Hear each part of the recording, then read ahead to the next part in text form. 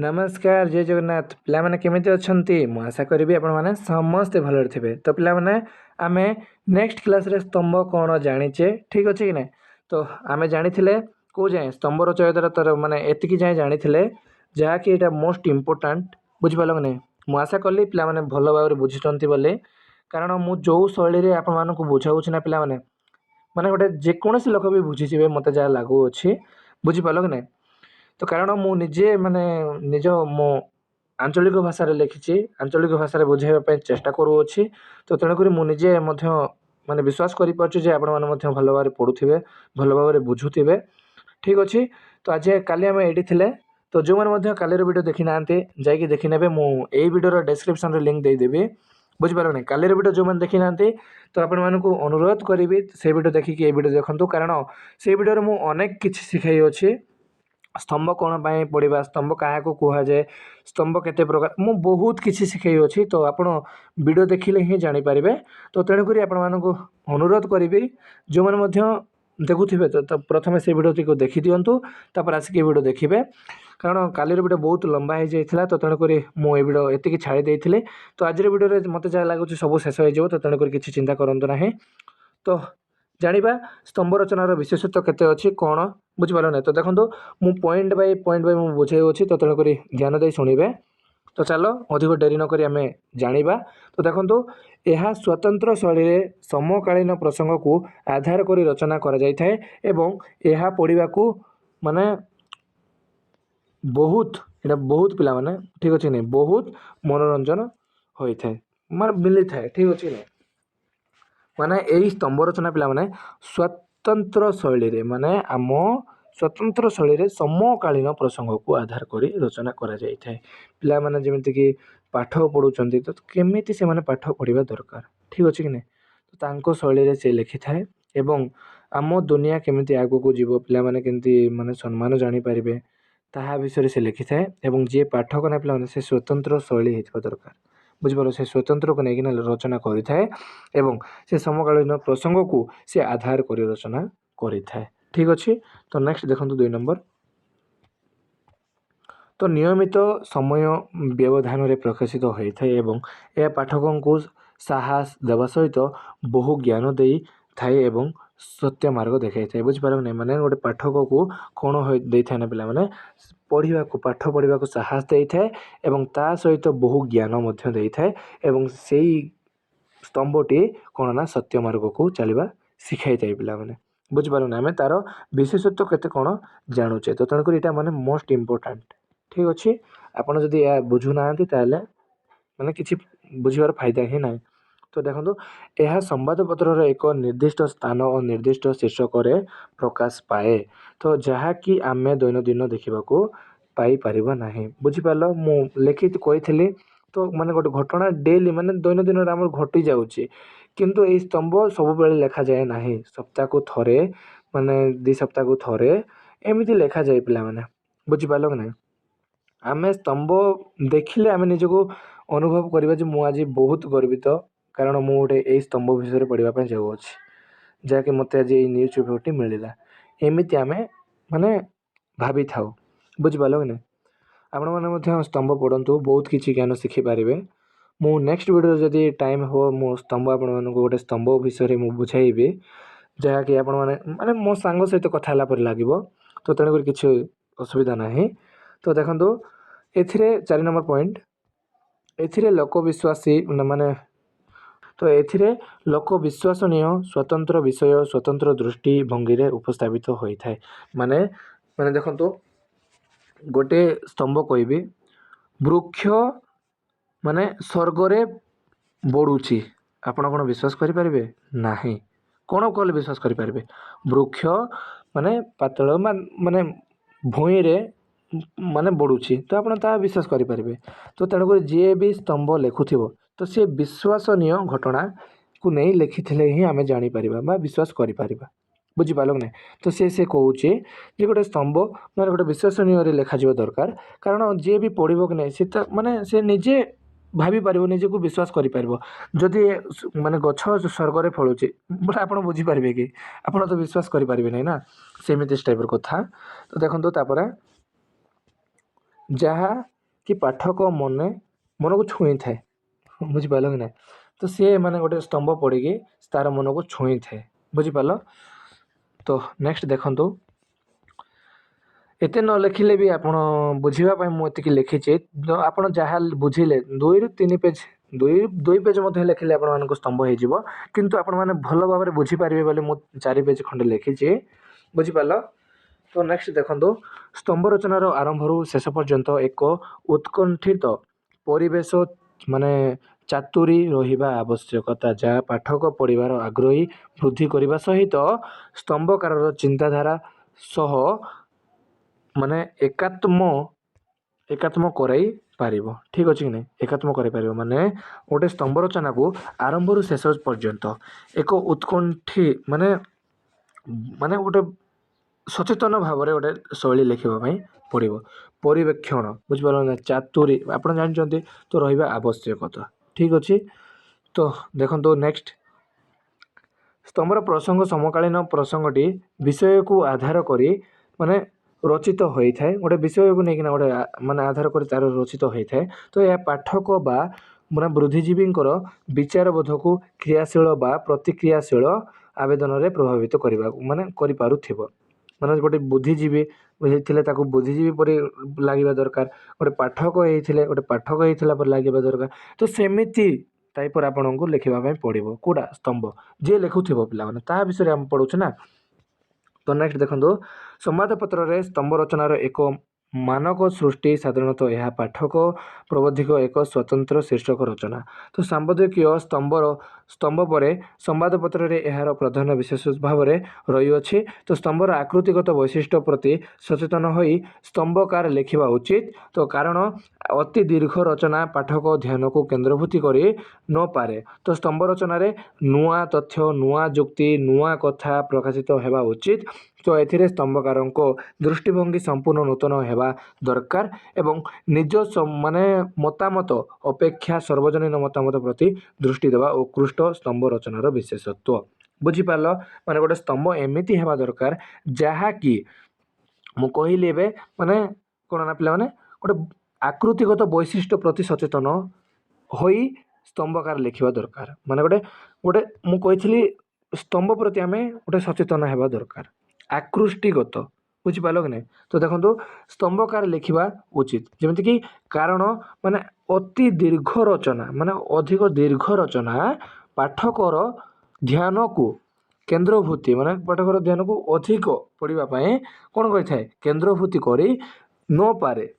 ବୁଝିପାରିଲ କି ନାହିଁ? ତ ସ୍ତମ୍ଭ ରଚନାରେ ନୂଆ ତଥ୍ୟ ଗୋଟେ ସ୍ତମ୍ଭ ରଚନା କରୁଛେ, ସେଠି ଗୋଟେ ନୂଆ ତଥ୍ୟ, ନୂଆ ଯୁକ୍ତି, ବୁଝିପାରିଲ କି ନାହିଁ? ଗୋଟେ ନୂଆ କଥା ପ୍ରକାଶିତ ହେବା ଉଚିତ। ଗୋଟେ ସ୍ତମ୍ଭ ରଚନାରେ ଏମିତି ହେବା ଦରକାର। ଗୋଟେ ନୂଆ କଥା, ନୂଆ ଯୁକ୍ତି, ନୂଆ ଶୈଳୀ ତାହା ହେବା ଉଚିତ। ତ ଏଥିରେ ସ୍ତମ୍ଭକାରଙ୍କ ଦୃଷ୍ଟିଭଙ୍ଗୀ ସମ୍ପୂର୍ଣ୍ଣ ନୂତନ ହେବା ଦରକାର। ଯିଏ ସ୍ତମ୍ଭ ଲେଖୁଥିବ ତାର ଦୃଷ୍ଟିଭଙ୍ଗୀ ସମ୍ପୂର୍ଣ୍ଣ ଗୋଟେ ନୂତନ ହେବା ଦରକାର। ତ ନିଜ ମତାମତ ଅପେକ୍ଷା ସାର୍ବଜନୀନ ମତାମତ ପ୍ରତି ଦୃଷ୍ଟି ଦେବା ଉତ୍କୃଷ୍ଟ। ତାର ସିଏ ନିଜ ମତାମତକୁ ଅନ୍ୟ ଲୋକକୁ ତାର ଅନ୍ୟର ଦୃଷ୍ଟିଭଙ୍ଗୀ ସମ୍ପୂର୍ଣ୍ଣ ବା ସାର୍ବଜନୀନ ମତାମତ ପ୍ରତି ସେମ୍ ହେବା ଦରକାର। ବୁଝିପାରିଲ କି ନାହିଁ? ତ ତାହା ହିଁ ହେଉଛି ସ୍ତମ୍ଭ ରଚନାର ବିଶେଷତ୍ୱ। ଯଦି ବୁଝିପାରୁନାହାନ୍ତି ତାହେଲେ ମୋତେ କହିବେ। ତ ମୁଁ ଏତିକି ପଢ଼ୁନାହିଁ, କାରଣ ମୁଁ କହିଦେଉଛି ଟିକେ। ତ ସ୍ତମ୍ଭ ରଚନାକୁ ପିଲାମାନେ ନା 2ଟି ଶ୍ରେଣୀରେ ବିଭକ୍ତ କରାଯାଇଅଛି। ଗୋଟେ ହେଲା ସାଂସ୍କୃତିକ ସ୍ତମ୍ଭ ରଚନା, ଆଉ ଗୋଟେ ହେଲା ସାମାଜିକ ସ୍ତମ୍ଭ ରଚନା। ତ ଆମେ ଏବେ ଜାଣିବା ଯେ ସାଂସ୍କୃତିକ ସ୍ତମ୍ଭ ରଚନା କାହାକୁ କୁହାଯାଏ, ସାମାଜିକ ସ୍ତମ୍ଭ ରଚନା କାହାକୁ କୁହାଯାଏ। ତ ମୁଁ ଜଷ୍ଟ ଟିକେ ଲେଖିଛି, ମୁଁ ପଢ଼ୁନାହିଁ। ମୁଁ ସାଂସ୍କୃତିକ ସ୍ତମ୍ଭ ରଚନା କାହାକୁ କୁହାଯାଏ କହୁଅଛି ପିଲାମାନେ, ଶୁଣନ୍ତୁ। ସାଂସ୍କୃତିକ କହିଲେ ଆମର ଦୈନନ୍ଦିନର ପରମ୍ପରା ଯେମିତିକି ପର୍ବପର୍ବାଣି, ତାହାକୁ ଆମେ ବୁଝିଥାଉ। ଠିକ୍ ଅଛି। ତ ସବୁଠୁ ମୂଳ ଲକ୍ଷ୍ୟ ହେଲା, ବହୁତ ଇମ୍ପୋର୍ଟାଣ୍ଟ ହେଲା ଆମ ସଂସ୍କୃତି।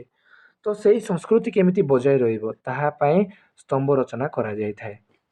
ମନେକର ଦେଖନ୍ତୁ, ଗୋଟେ ଆମର ପର୍ବ ଅଛି ଦୀପାବଳି କିମ୍ବା ରଜ ପର୍ବ ପିଲାମାନେ ଜାଣିଛନ୍ତି ଆପଣ। ରଜ ପର୍ବରେ ପିଲାମାନେ ଝିଅ ପିଲାମାନେ କଦଳୀ ପଟେ ପିନ୍ଧୁନାହାନ୍ତି। ଠିକ୍ ଅଛି।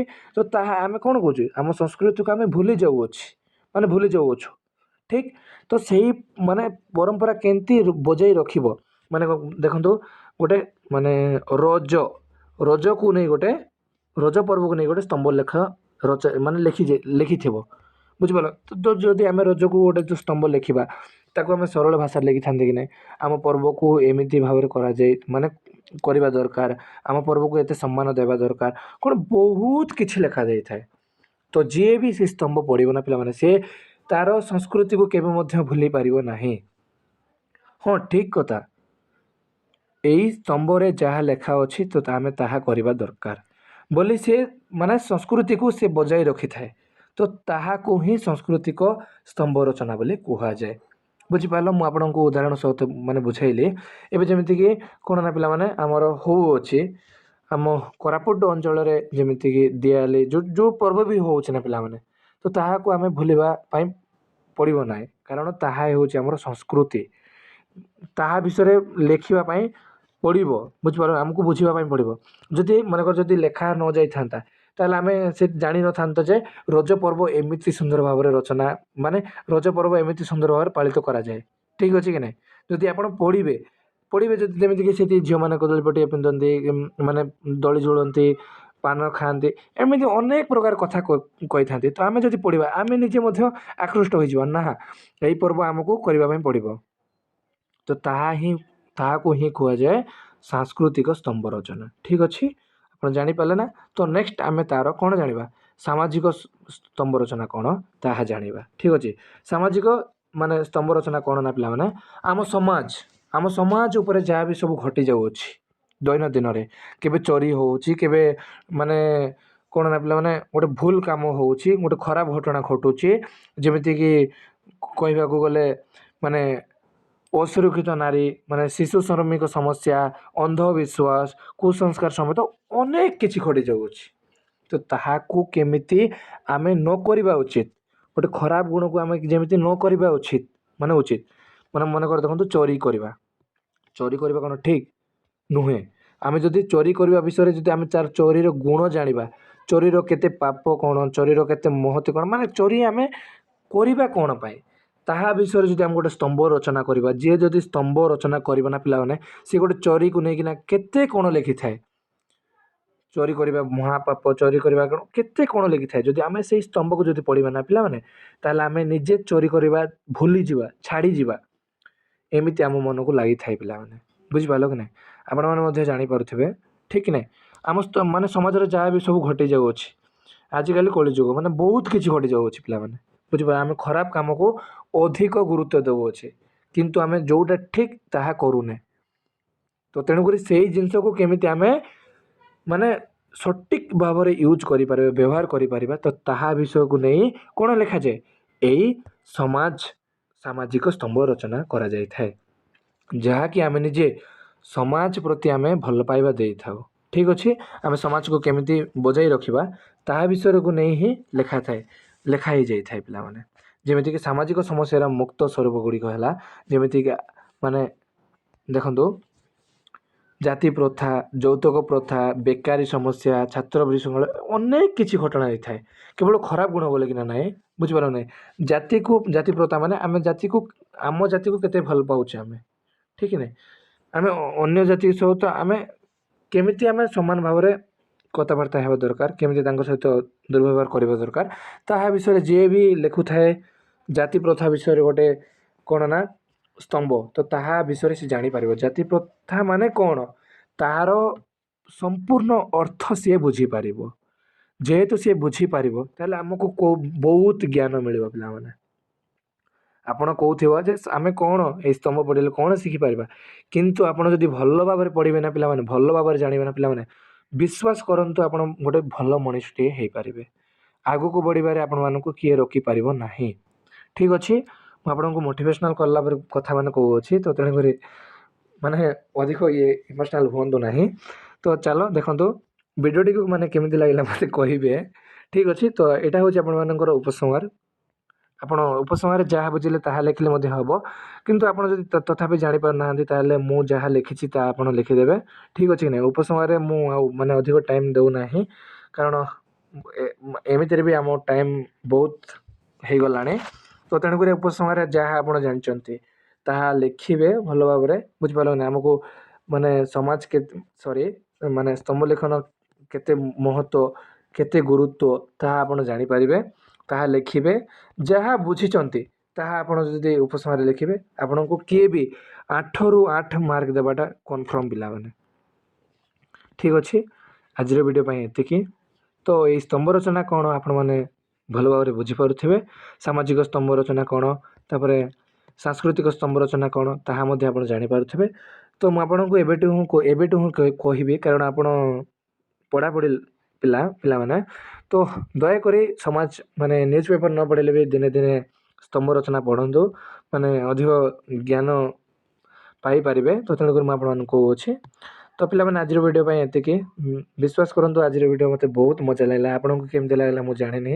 ଠିକ୍ ଅଛି, ତ ମୋତେ ଆପଣଙ୍କର ମୂଲ୍ୟବାନ ସମୟ ଦେଇଥିବାରୁ ମୁଁ ନିଜକୁ ବହୁତ ଧନ୍ୟ ମନେ କରୁଅଛି ଏବଂ ଆପଣଙ୍କୁ ନେକ୍ସଟ କ୍ଲାସ୍ରେ ନା ପିଲାମାନେ ତା'ର ଦରଖାସ୍ତ କ'ଣ କ'ଣ ମୁଁ ସବୁ କିଛି ଶିଖାଇଦେବି।